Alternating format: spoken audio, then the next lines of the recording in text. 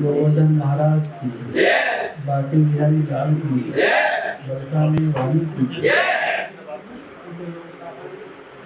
अब मुझे नहीं समझ में आया कि मेघा ने मुझे कैसे पहले बुला लिया।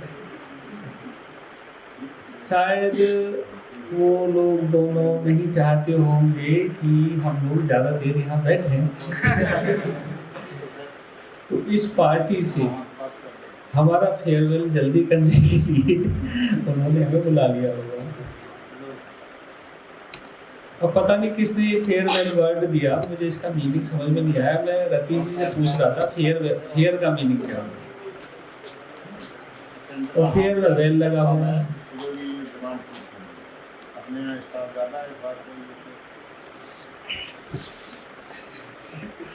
तो वेल पहले था या बाद में, और कौन सा वेल है?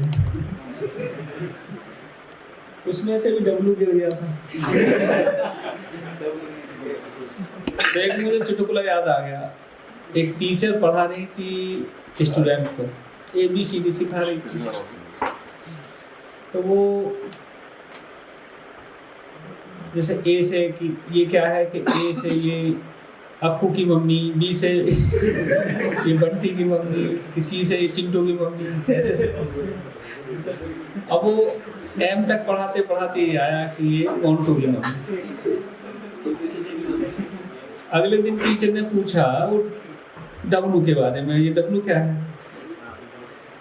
मैडम ये लग तो मोंटू की मम्मी रही है, लेकिन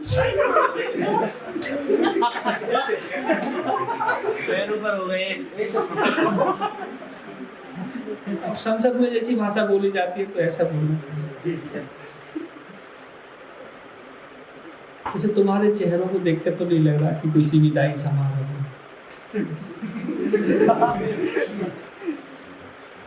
और फेयरवेल थोड़ा भारी भरकम सा शब्द है। तो अभी मैं सोच रहा था मैं क्या करता हूँ, मैं जैसे डॉक्टर किसी मरीज की चीड़ फाड़ करता है तो मैं शब्दों की चीड़ फाड़ करता हूँ। तो मैंने अभी बैठा सोच रहा था कि फेयरवेल को हिंदी में क्या कहते हैं। तो विदाई कहते हैं। क्या कहते हैं? तो विदाई को, फेयरवेल को आप कुछ भी ले लेना, लेकिन विदाई को तो ऐसी लेना वेद।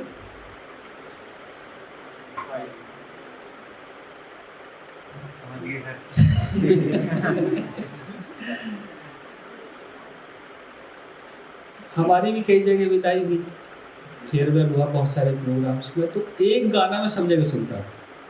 कौन सा गाना विदाई के समय जो होता है? ये दूसरी विदाई है। मैं कॉलेज की विदाई की बात कर रहा हूँ, ये उसी फॉर्म में है। अब कैसा हुआ कि एक ऐसे लड़का था गांव में, नाम क्या इसका? मोहित जैसा एक लड़का था गांव में। तो गांव में ही एक लड़की से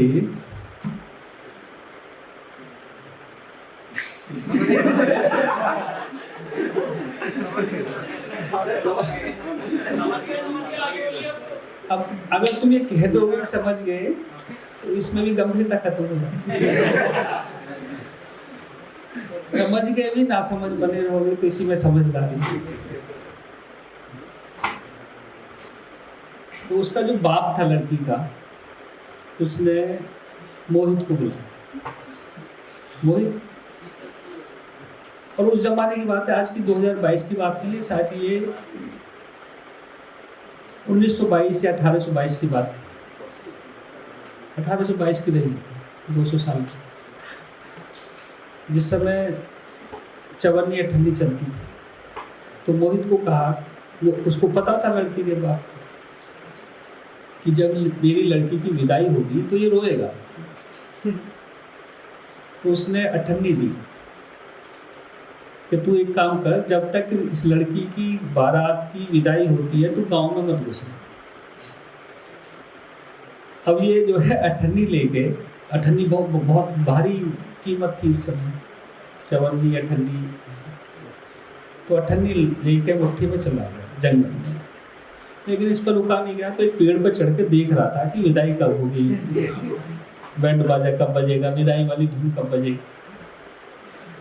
अब ये दूर से पेड़ पे बैठा हुआ देख रहा था कि विदाई कब होगी, और जैसे सहनाई विदाई वाला जो बैंड बजा, ये पेड़ से उतरा, अब से रुका नहीं जा रहा। और लड़की के बाप के पास आके बोला कि जी ये पकड़ो अपनी अठन्नी, मैं तो रोऊंगा इस विदाई। तो भी वो वाली विदाई दूसरी थी, ये दूसरी विदाई है जब कितनी बार मिलेंगे, जाने कितनी बार विदाई होगी, फेयरवेल होगा। इसलिए ये फेयरवेल ही ठीक है, विदाई ठीक नहीं है।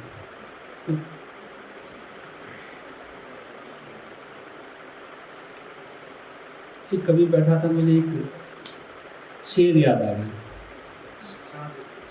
और उस शेर को किसी से कहना नहीं, सुना नहीं। अब जा ही रहे हो तो तकल्लुफ कैसा, तकल्लुफ मतलब है तकल्लुफ का जो असली वर्ड है हेजिटेशन, संकोच। अब जा ही रहे हो तो तकल्लुफ कैसा, ये जरूरी तो नहीं कि हाथ मिलाया ही जाए, तो लेकिन मिला लेना।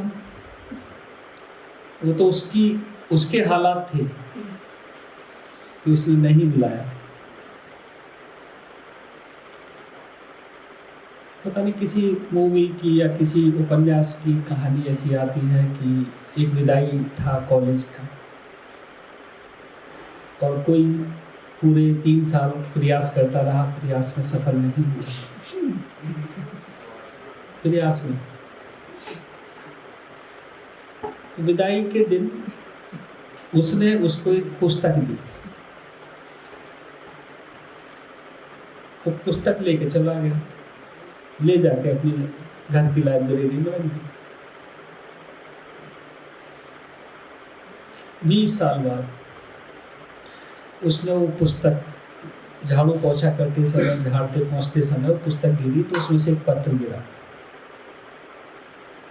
उस पत्र में लिखा था कि परसों, कॉलेज का तो विदाई होगी, परसों मैंने अपने पापा को उस रेस्टोरेंट में बुलाया है, तुम इतने बजे आ जाना,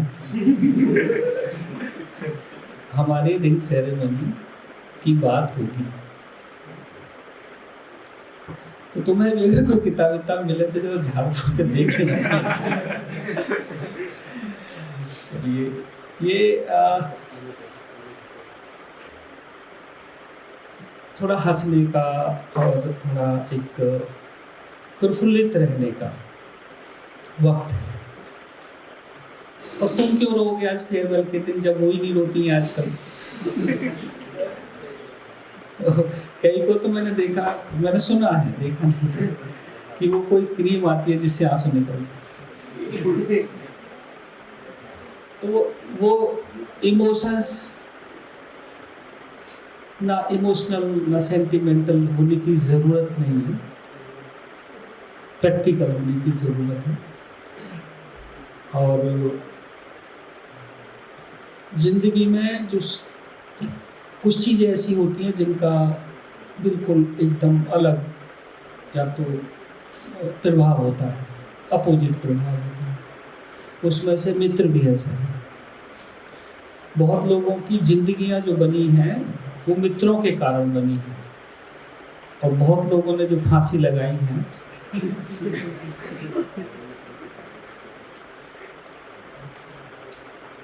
और एक प्रैक्टिकल बात यह है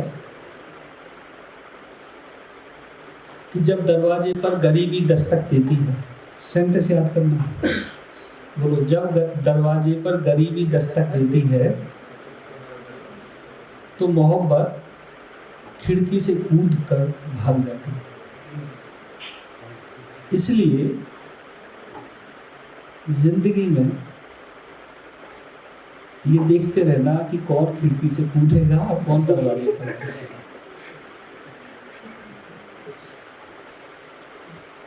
जब हम पढ़ते थे तो स्कूल्स के गेट पर लिखा रहता था, शिक्षार्थ आइए सेवार्थ जाइए। कहीं कहीं अभी भी लिखा रहता है, कभी कभी किसी की नजर भी पड़ जाती है।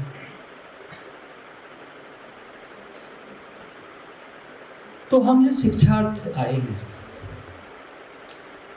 और अगर कोई कुछ और सोचे कि किस लिए आए हैं, तो सेवार्थ का कोई मतलब नहीं, सिर्फ शिक्षार्थ के लिए ही आए।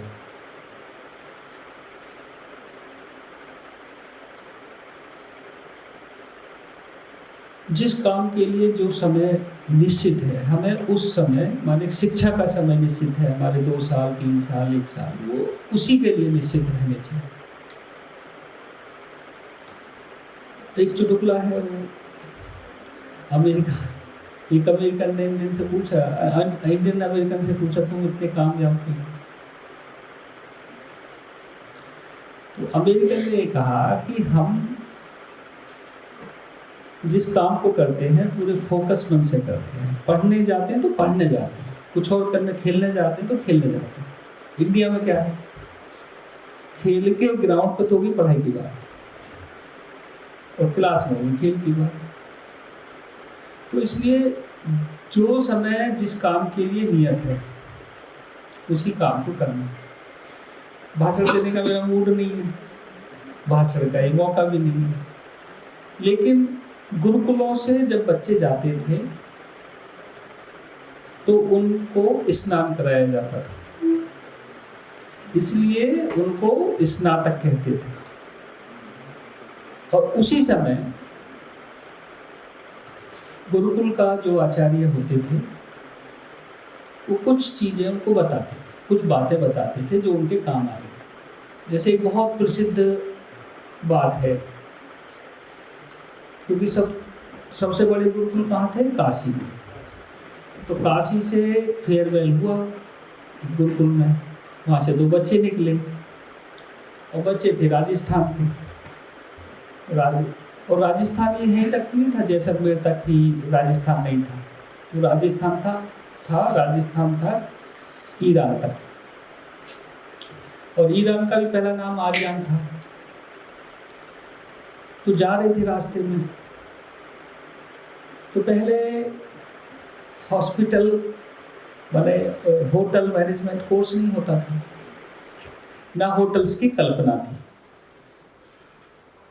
तो सराय होती थी, तो जो रास्ते से जाते थे, तो जिस राजा के राज्य से होके जाते थे, उस राजा के अतिथि बनते थे। तो राजा के अतिथि बने। राजाओं की परंपरा होती थी कि उस दिन नहीं मिलते थे अतिथि जिस दिन आएगा उस दिन नहीं मिलते थे। शायद उस समय का क्वारंटाइन एक्ट होगा, अगले दिन मिलते थे ब्रेकफास्ट पर, शायद 12 घंटे का क्वारंटाइन, पैर धोना ऐसे। तो दोनों को एक कक्ष में रुका दिया। अगले दिन राजा ने डाइनिंग टेबल पे बुला लिया ब्रेकफास्ट के लिए। तो राजा ने अपने लिए जो राशि भोज था वो मंगा लिया ब्रेकफास्ट के लिए। एक तरफ बैठा था, दूसरा दूसरी तरफ बैठा था। तो एक के सामने भूसा रख दिया और दूसरे के सामने घास रख दिया। तो दोनों तो प्रकांड पंडित थे। तो उनका राजन ये क्या? तो राजा बोलो, देखो हमें नहीं पता, तुम्हारे इस दोस्त ने ये कहा था कि ये गधा है, तुम गधे हो, इसलिए तुम्हारे लिए मैंने घास का इंतजाम कर दिया। और इन्होंने ये कहा था तुम्हारे लिए कि ये बैल है, इसलिए मैंने भूसे का इंतजाम कर दिया। तुम तो हमारे अतिथि हो, तुम्हारे बारे में तो मैं जानता नहीं। तुम्हारी पहचान तुम्हारे दोस्तों ने ही बताई कि तुम बैल हो और तुम गधे हो। तो इसलिए इस कहानी को बताने का उद्देश्य ऐसा है कि हमारी पहचान संस्कृति विश्वविद्यालय तो है ही, और हमारी एलुमनाई भी बनेगी, उसके मेंबर भी होंगे, साल में एक बार मिलेंगे। लेकिन हमारी पहचान हमारे ही दोस्त कैसी बनाते हैं, तो दूसरों के बारे में बोलते समय मजाक में भी किसी को गधा या किसी को बैल या जो भी आप अपने दोस्तों को जिन शब्दों से भी नवाजते होंगे वो नहीं बोलेंगे। आज के इस अवसर पर मुझे एक सीख ऐसी देनी थी। मैं हिंदुस्तान में 4 लोगों को बहुत बुद्धिमान मानता हूं जो इस समय जीवित है। किसी 5वें को नहीं मानता, फिर तो वो 50वें भी मानता हूँ। 4 लोगों को बहुत बुद्धिमान मानता हूँ। मुझे लगता है मुझे इनके साथ बैठना चाहिए, इनके साथ रहना चाहिए, इनसे बात करनी चाहिए, इनकी वीडियो देखनी चाहिए। उनमें से एक व्यक्ति है और वो व्यक्ति भारत के अखबारों में लगातार सन 75 से लेकर 2002 तक 27 साल, टीवी तो थे नहीं, भारत के अखबारों में सबसे ज्यादा चेहरा, अगर किसी का उस समय का कंटेंट एनालिसिस कर लिया जाए न्यूज़पेपर्स का, अगर कोई पीएचडी करना चाहे जर्नलिज्म में कंटेंट एनालिसिस पर, सबसे ज्यादा छपा वो चेहरा। और मैं इस रिसर्च में रहा कि भाई ये आदमी अर्श से फर्श पे कैसे आया। मैंने बहुत समय उनके साथ गुजारा। मैंने बहुत सारे कारण लिखे अपनी डायरी में कि इस वजह से, इस वजह से, इस वजह से। 2 प्रमुख कारण जो मेरी समझ में आए वो एक तो ये थे कि भाई वो भारत के पीएम बनने की कैपेसिटी रखते थे, भारत के पीएम का चेहरा थे, इसलिए राजनीति के शिकार हो गए। उनको भारत का पीएम बनना था 98 में ही। दूसरा, फिर मुझे पता चला कि नहीं वो ऐसा कारण नहीं था। कारण ये था कि CIA माने अमेरिकन इंटेलिजेंस एजेंसी नहीं चाहती कि ये भारत के प्रधानमंत्री बने। उसमें भी मुझे सच लगा और ये इस बात सच भी है। लेकिन इससे भी बड़ी एक बात और थी जो आप लोगों के लिए महत्वपूर्ण है। मैंने एक मेरे बड़े भाई जैसे हैं, मैं उनके साथ बड़ा समय गुजारने अच्छा मुझे लगता है। मैंने उनसे पूछा कि भाई साहब ये बताओ कि ये आदमी अर्श से फर्श पे कैसे आया। तो उन्होंने जो बात बताई, ये अपनी जिंदगी में, अब तुम्हारे कुर्ता तो है नहीं, ना धोती है जो गांठ बांध लोगे, ना साफी है, ना मफलर है, तो डायरी में लिख लेना है, दिमाग में गांठ बांध लेना। उन्होंने जो बात बताई, उनके साथ 2 नाम मैंने जोड़े, एक वो एक नाम वो भी अर्श से फर्श पे आए। तो उन्होंने मुझे कहा कि इस आदमी ने इस आदमी के बारे में ये बोला और इस आदमी ने इस आदमी के बारे में ये बोला। इसलिए प्रकृति सुनती है, अगर हम किसी के बारे में गलत बात कहते हैं या गलत बात सुनते हैं तो प्रकृति न्याय करती है। तो इसलिए आज के इस फेयरवेल में आप नाचोगे, गाओगे, जो कुछ खाओगे, जो कुछ भी करोगे, चुटकुले सुनाओगे, लेकिन बात महत्वपूर्ण ये है, मेरा संदेश एक गुरुकुल के आचार्य के नाते, एक संस्कृति के आचार्य के नाते, एक संस्कृति की रक्षा के नाते एक संदेश यही है कि कभी भी किसी भी व्यक्ति के बारे में गलत नहीं बोलना। उसमें एक रहीमदास जी का है ना, एक दोहा है, मुई खाल की आह से सार भस्म हो जाए। तो इसलिए कभी भी किसी के बारे में, अपने दोस्तों के बारे में, क्योंकि आज मैं हिंदुस्तान में जो सबसे बड़ी प्रॉब्लम देख रहा हूँ, चाहे फैमिली में, चाहे सोसाइटी में, चाहे स्कूल्स में, कहीं भी हम दूसरे के बारे में धड़ाधड़ सचिन की तरह कमेंट कर रहे हैं। तो ये कमेंटिंग बहुत कम बोलना है, बहुत किसी पे कमेंट तो करना ही नहीं है, सजेशंस देने हैं। तो ज़्यादा मैं बोलूँगा तो बोझिल हो जाएगा, आपके चुटकुले जो आपको सुनने हैं, गाने सुनने हैं, वो आपके कम हो जाएंगे, आपका लंच भी इंतज़ार कर रहा है। तो यही एक आज स्नातक होने के नाते आपको यही है कि किसी के बारे में कभी भी कुछ भी लूज कमेंट नहीं करना है। और भारत माता की